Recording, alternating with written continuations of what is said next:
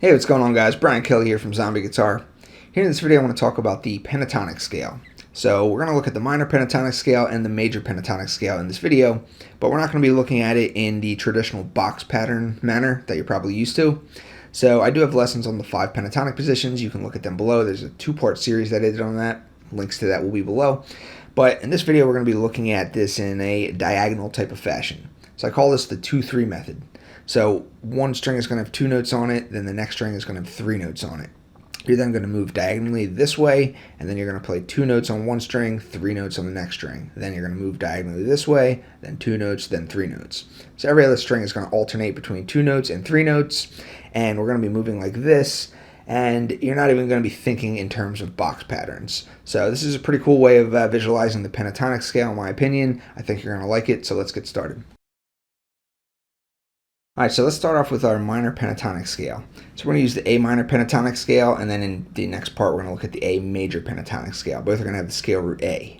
So typically you're taught your pentatonic scale like this.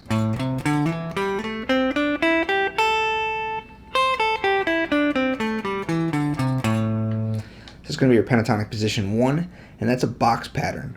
So when you're approaching this using the 5 pentatonic positions, that's going to be your pentatonic position 1. Then you're going to have another box pattern here, which will be your position 2. Then another box pattern here, which will be your position 3, and so on. So instead of thinking in terms of box patterns, we're going to break up these notes a little differently and play 2 notes on one string, 3 notes on the next string, 2 notes on one string, 3 notes on the next string, and so on. So keep in mind that the pentatonic scale only has 5 notes in it. So you have 1, 2, 3, 4, 5, back at 1. And then 1, 2, 3, 4, 5, back at 1. So there's only 5 notes in the pentatonic scale. So we're going to, instead of starting on the root with your first finger, instead of playing the A with your first finger, you're going to play it with your third finger. So play the A here like this. And then the next note would be here, 8th fret of the low E string, which is also the same note as this right here, 3rd fret of the A string. So you're going to go like this. And then slide to here. And then right here. And then back at A, which will be played with your third finger again. So you can also play this note right here, which will be found on the E string, 3rd fret. So every time you have an A, which you're going to play with your third finger, you're going to have another pentatonic note 1 whole step lower. So here's your 2 notes on this string. Here's your 3 notes on this string. So that's the only difference. So instead of going like this, you're going like this.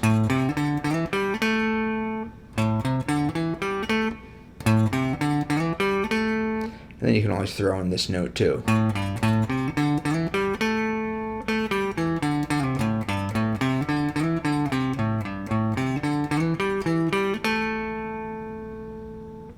Back on the root A. So then you can repeat this process, and you can do the 2 notes here, and then you have your 3 notes on your next string.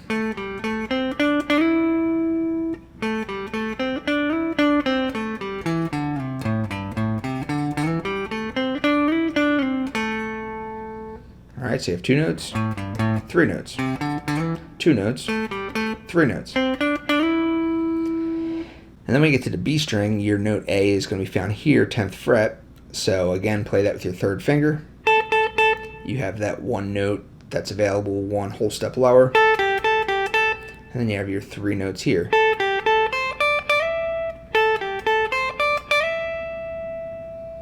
Alright, so you have 2 notes, 3 notes, 2 notes, 3 notes, 2 notes, 3 notes. So instead of playing this box pattern like this, I could play this.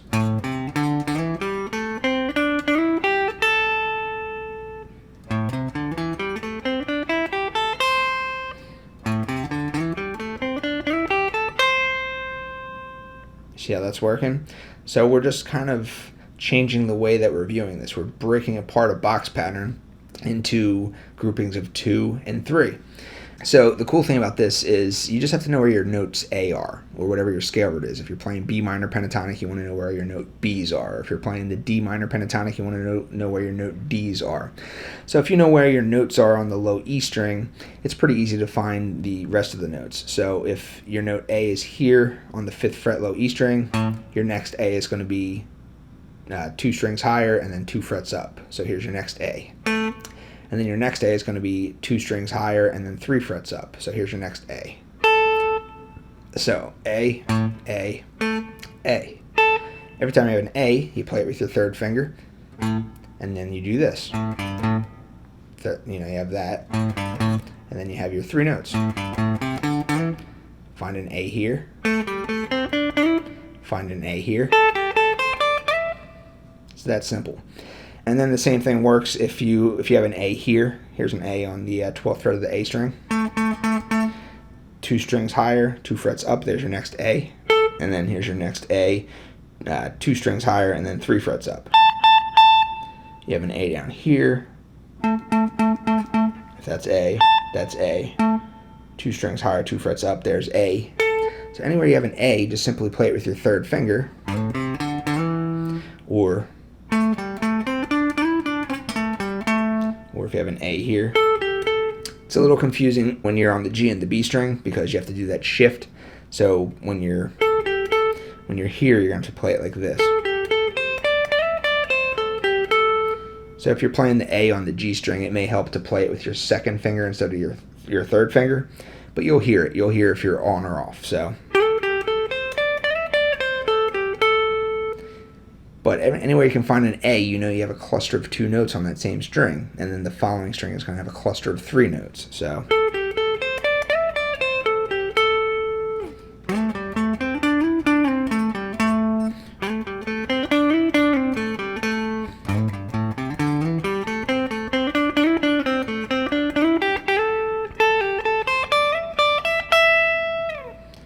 that's the A minor pentatonic scale. You can do that with any pentatonic scale. Just find your root note and then do the 2-3 approach. All right, so next let's take a look at the A major pentatonic scale. So here's our root A right here on the 5th fret, but instead of playing that with our 1st finger, because it's how you would play the A minor pentatonic scale, whenever you play a major pentatonic scale, you can use the same exact box pattern, but if you locate the root with your pinky on the low E string, so put your pinky there, you can then play the same exact box pattern that we did for the previous example, but it's going to be major because your root is now in a different spot. So here's our A under our pinky, and then this is the A major pentatonic scale. So 5 notes, 1, 2, 3, 4, 5, and then back at A. And then 1, 2, 3, 4, 5, and then back at A. So it's the same box pattern. And then this note down here is also going to be part of the same pentatonic scale, but that's just not our root. Our root is A, so our root is going to fall under our pinky. Our root is also going to fall here, and then our root is also going to be here. So as long as you're aware of where your root is within this pattern, it's going to have a major sound to it. Same box pattern, but let's now apply this to this 2-3-2 method. So when you're looking at a major pentatonic, the 3 notes are going to be found on the same string as the root. It was opposite for the minor. For the minor pentatonic, wherever you had your scale root, there was only 2 notes on that string. For the major pentatonic scale, wherever you have your scale root, there's going to be 3 notes on the string. So instead of doing this, 1, 2, 3, here's our 1, here's our 2, which is also here, and then 3.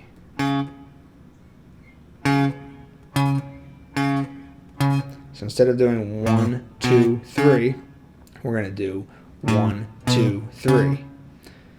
All right, so there's your 3 notes, and then your next string is going to have your 2 notes on it. So 1, 2, 3, 4, 5. 1, 2, 3, 4, 5. So I like to play the scale root with my 1st finger for major, and then I like to play the second note with my third finger, and then I like to slide to the third note, and then fourth note, fifth note, and then you're back at your A again. So instead of doing this, you do this.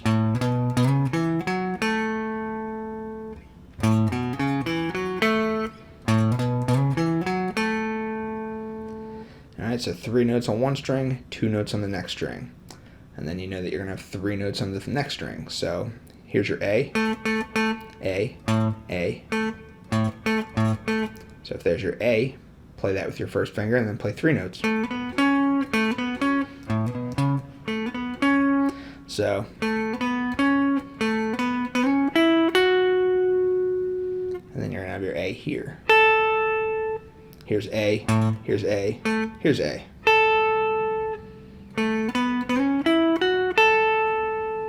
So you can play it starting all the way from the low E string.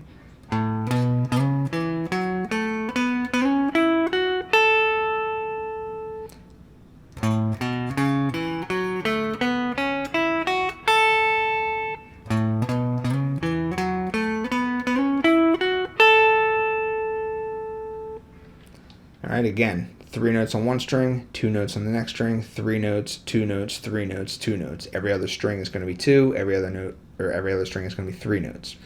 So we already looked in the last part about how to find all your note A's. So you have an A here, 5th fret low E string, you have an A here on the D string, 7th fret, you have an A here, 10th fret of the B string. You have an A here, you have an A here, you have an A here. It's always going to be that same type of pattern. So just find your note A with your first finger, and then just know that when you're playing the A major pentatonic scale, you play 1, 2, 3 on one string, and then 2 on the next string. So anywhere you have an A,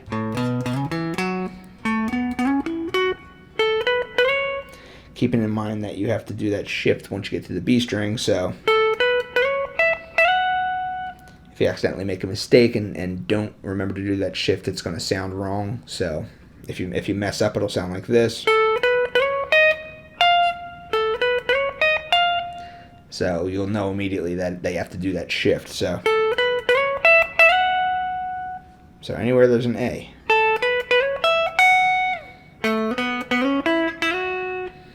Alright, same thing. 3 notes, then 2 notes. So that's the major pentatonic scale. Alright, so now I just want to talk about the similarities and differences between the minor pentatonic scale and the major pentatonic scale. So the two scales are the same, yet different, if that makes any sense. So they're the same in the fact that the box patterns are the same. There's 5 pentatonic positions. Those are the same positions for both the minor and the major pentatonic scale. The difference is where the root note is located within the patterns. So as we saw, when you want to look at the A minor pentatonic scale, you can find your scale root here for position 1 and play the A minor pentatonic scale like this. So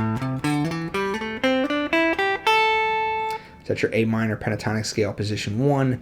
Here's your root, and then the notes around the root, the intervals, the spacing between the root and the next notes are going to sound like this. So that's that spacing. Then you have this spacing. Then you have this spacing, and you have this spacing. So those are your intervals.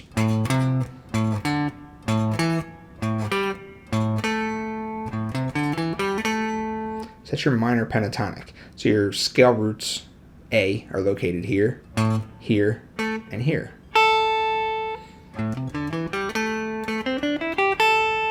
So that's why it has that sound. And then if you look at the A major pentatonic scale, you can locate the scale root A with your pinky on the low E string, and then you can play the same box pattern. It looks the same, but now your roots are located in different spots. So here's your root, here's your root,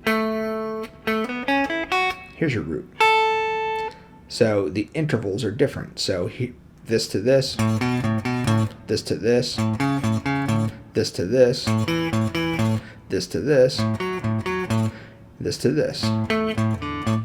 So instead of this, you have this.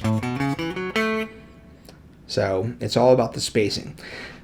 Again, this may not be clear when you're looking at it in box pattern form, But when you start to do this diagonal method that we're looking at in this lesson, the 2-3-2 thing, things start to become more apparent.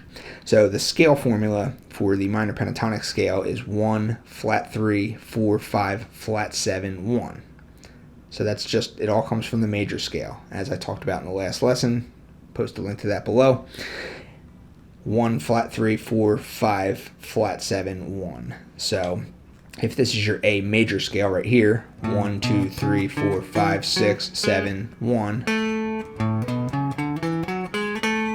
If that's your A major scale, well, flatten the third. That's your flat third.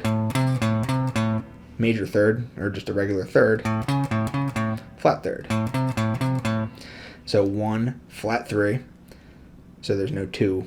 So 1, flat 3, 4, 5. And then instead of having a 7, you have a flat 7. So 1, flat 3, 4, 5, flat 7, 1. Those are the intervals for the minor pentatonic. For the major pentatonic, the scale formula is 1, 2, 3, 5, 6.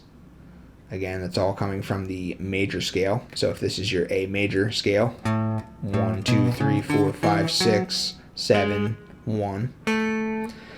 You're going to be using the 1, 2, 3, 5, and 6. So 1, 2, 3, 5, 6. And then back at 1. So minor is 1, flat 3, 4, 5, flat 7. Flat 3, 4, 5, flat 7, 1. And then major is 1, 2, 3, 5, 6. 1, 2, 3, 5, 6. So it's the intervals. That's what makes the difference between the major and the minor pentatonic scale. So if you can keep these intervals in mind, anywhere that you have an A, you can always just try and find the nearby intervals. So if you're going for minor pentatonic scale, anywhere that you have an A, you know that you have a flat 7, one whole step below it. So anywhere there's an A,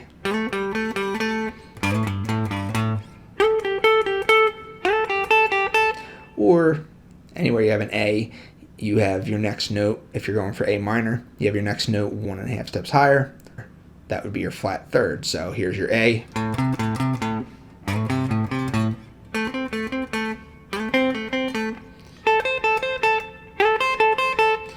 So anywhere you have an A, flat third is going to be 1.5 steps higher.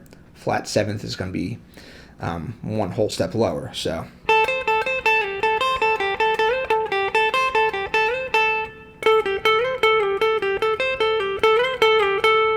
all right, so knowing where these intervals are will allow you to play your minor pentatonic scale anywhere. Locate your 4, locate your 5, and then you have your minor pentatonic scale. If you're going for major pentatonic scale, having an understanding of these intervals, just know that wherever your scale root is, wherever your A is, you're going to have a 2, which is 2 frets higher. So if here's your A, here's your 2, A, here's your 2, A, here's your 2, and then you're going to have your next note, which is going to be a 3, which is, again, 2 frets higher. So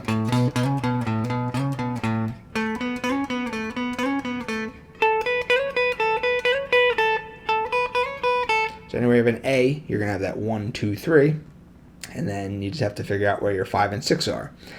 So fifths are pretty easy to find. So fifths are usually going to be on the next string higher and then 2 frets up. And then if you can find your 5th, you can find your 6th 2 frets higher than that. So